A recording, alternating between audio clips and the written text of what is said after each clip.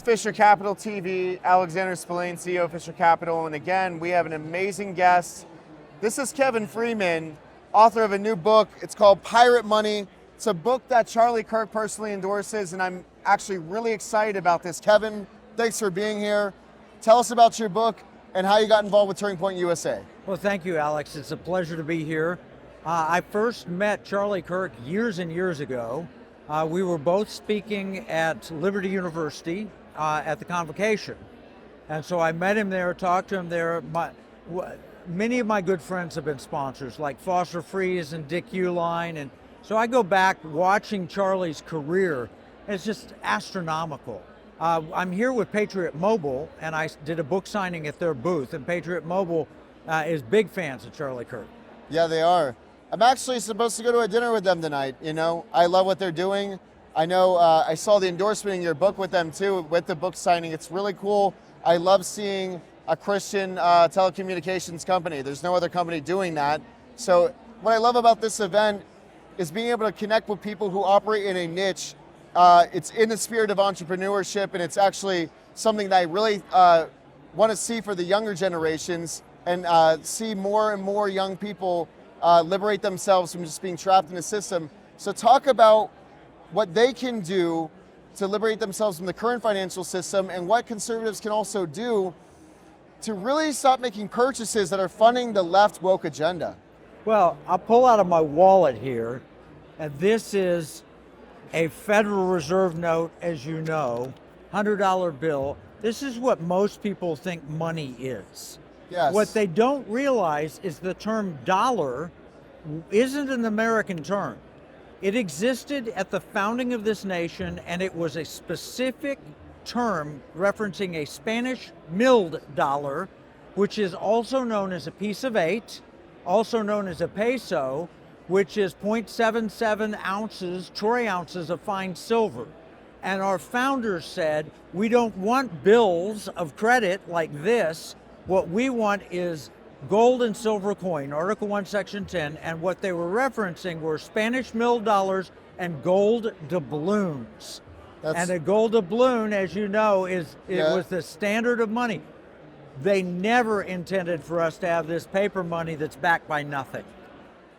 It is interesting because a lot of my clients, as an owner of a gold company, I hear this often, they're very concerned about the paper money losing a significant amount of value with the reckless spending, with federal debt, consumer debt, and corporate debt at all-time highs. What do you foresee for the future, and what's the worst case scenario? Well, this piece of paper in 1971, when Richard Nixon ended the last little hanging on of the gold standard, we'd already confiscated gold as a nation, and last little hanging on. From that day till today, this has lost 87.5% of its purchasing power. That means that what cost 12 cents or 10 cents in 1971 costs over $1 today on average. And I was a kid, and I earned $1.60 an hour cutting my parents' lawn, and it would buy me a shake, cheeseburger, and fries at McDonald's, a Spider-Man comic book, a Slurpee, and a Hershey bar, and I'd have enough money left for my tithe. Today, that costs about $15. So the really big difference. The point there. being, what we see ahead is we have $34 trillion in debt. It is escalating interest only at $1 trillion a year, and will soon be $2 trillion. This, unfortunately, is going to devalue even further as we go forward. The answer is to go back to what the founders said, which is gold and silver. And that's what you do at Fisher Capital, right? You help people. That's exactly right. And I don't see that as an investment. I see that as money. That is real money. Like, I'm not wearing a suit, but a fine man's suit 100 years ago would cost less than an ounce of gold. Today it costs less than an ounce of gold. If you bought in 1923, 100 years ago, you could buy gasoline, 5 gallons of gasoline, for 10 dimes, silver dimes. You can still do that today because the value of a silver dime pre-1964 is still sufficient. That's worth $25 if you have 10 of those, and you can buy 5 gallons of gasoline just about in any state in America. So gold and silver preserve their value. Paper money does not. It's historically proven. I don't mean over the next 10 minutes, and I don't mean over the next 30 days or the next 2 years maybe even. But I know over the long term, historically, real money will preserve purchasing power in a way that paper money never can. That's really interesting you say that. I have the same amount of confidence, and actually I'm very optimistic of that. I want to talk about your book for a second. There's a few different themes here.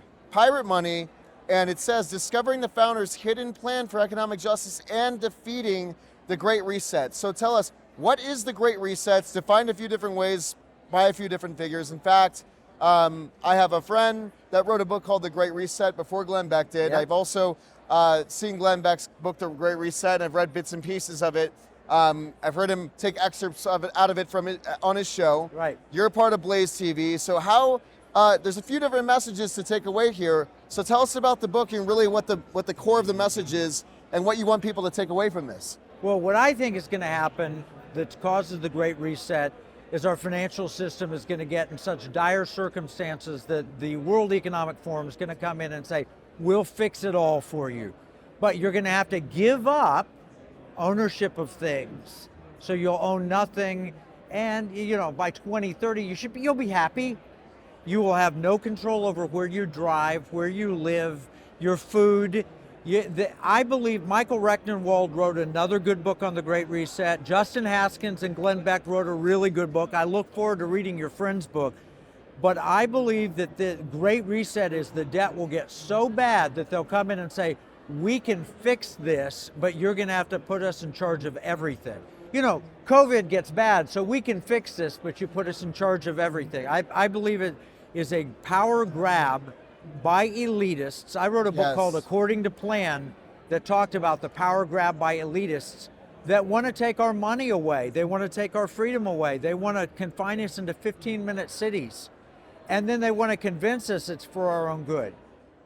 Absolutely. So talk about how does owning gold empower conservatives, and really how does that help people take control of their finances? Well, what's coming is central bank digital currency, where it won't even be this. This, you can have something physical. It's got a number on it, but they can't track this. As soon as you take a central bank digital currency, they'll be able to track it and turn it on and off at will. It will literally be owned by the central bank, and you'll have a use license to use it, kind of like you do with Microsoft software or PayPal. You have a use license. PayPal said they'll just take the money away. They can't take your gold and silver away, particularly if you follow the pirate money formula, where it can be held by a state that has a sovereign right to hold it, and you can transact business in it. Absolutely. So you've got this book that's come out, which is obviously doing very well, but you have an even more successful show, and that's where a lot of people recognize you from, on BlazeTV. Tell us the mission of the show, what your audience is mainly concerned about, and how you are helping navigate what's coming for your audience specifically. Well, we are a solutions to action show. I hate talking heads. Here's a problem, here's a problem, here's a problem. Every time we have a problem, we bring a solution. And when we bring a solution, we write it up with an action plan and step-by-steps, here's what you do about it. This is one of our action plans that's really been fleshed out. We have a solution for the border crisis, which is an economic issue. We have a solution for food, which is an economic issue. We have a solution for bad entertainment, woke entertainment, another economic issue. So we come up with all of these solutions. Google, how do you beat Google? We have a solution.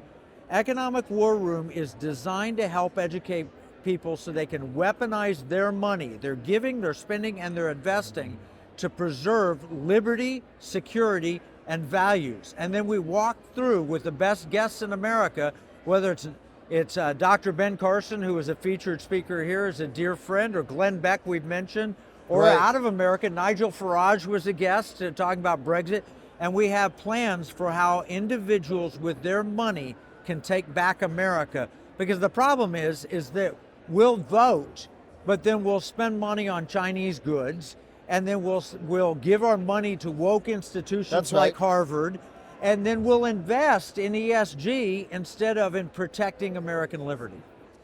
That kind of ties into my message that I've shared with Turning Point, which is really the value and importance of voting with your wallet. Yes. That's it. So what do you think conservatives need to do in order to stop making everyday purchases that fund the left woke agenda? Well, you can see a walk around here. We walk past Public Square, and they're an alternative to Amazon. And there's Red Balloon that's in there. It is us coming together, making gold and silver as real money, like you're helping people do, so they can preserve wealth. Finding companies like Patriot Mobile that you can spend your money with. Finding good investment alternatives. Like it could be Fisher Capital. The goal is to create a parallel economy where we can operate and not be under the thumb of diversity, equity, and inclusion, or ESG. And those are death knell to liberty. They're intended as that. Oh, yeah. But by voting with our wallets, that's what you said. Giving, spending, and investing are the only three ways you can vote with your wallet. You can give it away, spend it, or you can invest it. That's right. Or find Christian or conservative alternatives that won't mess with your values, won't try and destroy your values with your money. That's amazing. It's amazing that you have aligned with that message, just because I think that naturally all the big companies that you can invest in, let's say the S&P 500, a lot of them have become woke. A lot of the banking institutions that maintain custody of client funds are also woke. So they're kind of getting hit twice on the investment side, right? They're getting hit by the institution that is against them or isn't rigging it in their favor. They're getting hit by the investments themselves and the companies that profit off of them investing. But then let's talk about how people are giving. I don't see as many people giving as I'd like to, which is why I'm really happy that Turning Point's done a good job integrating the faith aspect into this message, which isn't something we've seen a lot of the conservative speakers do in the past decade. I see a new movement of speakers integrating faith into their message, and I think that's so important. Do you rely on faith in any capacity with your message to your viewers? And what do you encourage? Because I know all the people you work with, and I know a lot of your friends. So tell us about how your audience is really receiving that message.